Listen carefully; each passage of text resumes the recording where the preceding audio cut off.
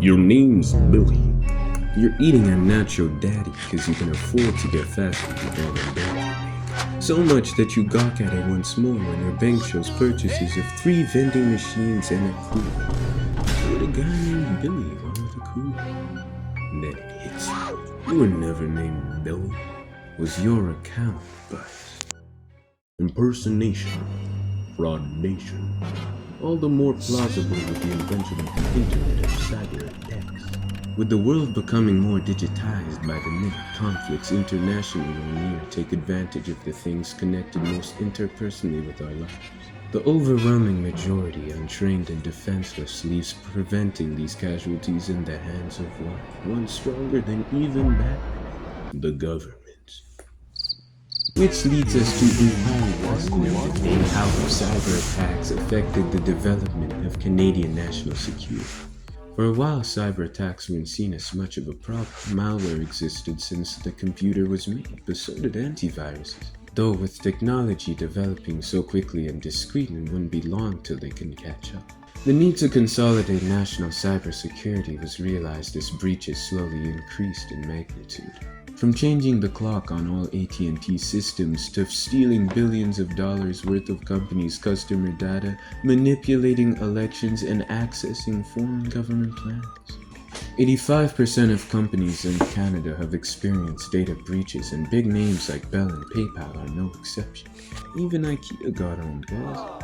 Since the beginning of spying, data was captured through interception. To hear the contents of a phone call, you tap the wire. The contents of a letter, you jump the messenger. To prevent this, IT started encrypting data the second it left its source. A perfect system, but even perfect humans make mistakes. Hackers found new methods of finesse, most notably the zero-day, a code vulnerability unnoticed by developers, sometimes so unequivocally infinitesimally small, could take a team months to find even more. In one example, a USB stick was plugged into a computer in Iran, injecting a remote-control virus just by being viewed. Would then copy itself onto every device on the network and whichever you connect to after that. Over the course of who knows what, 58% of devices in Iran now housed malicious software. So it was a bit of a wake-up call for all the other nations, Canada being no exception. Cause when half their population gets hacked by a USB stick, what are they gonna do? Run McAfee on the family computer? So, we started investing more in cybersecurity, $500 million over the next 5 years instead of the yearly $3 billion it would cost for repair. Now the field of cybersecurity is a good and growing industry with well-paid workers and $3.2 billion in Canada's GDP. Trainers work not only to educate cybersecurity trainees on foolproofing code and becoming more efficient at their craft, but to give the public resources to protect both their personal and business lives from these criminals. Apart from 0 days, attacks can come from naive and ill-informed workers who fall for phishing schemes and scammer scandals, blindly giving away company information, leaving government branches as easy money grabs for hackers. Because it's made evident through anime and TV, a 12-year-old can access government top secrets if their glasses are shiny. Government employees working on their home Wi-Fi now take the vast majority, so they as well benefit from civilian awareness training.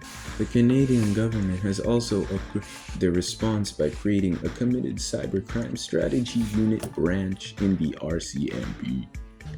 The CCSA. Ring a bell? No? The Critical Cyber Systems Protection Act protects devices through risk mitigation, reporting, and fostering collaboration between government entities and operators through information sharing.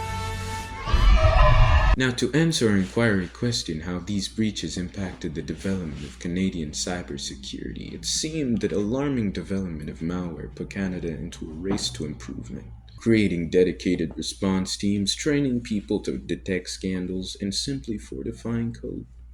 Hackers take the lead, but international response do seem promising enough.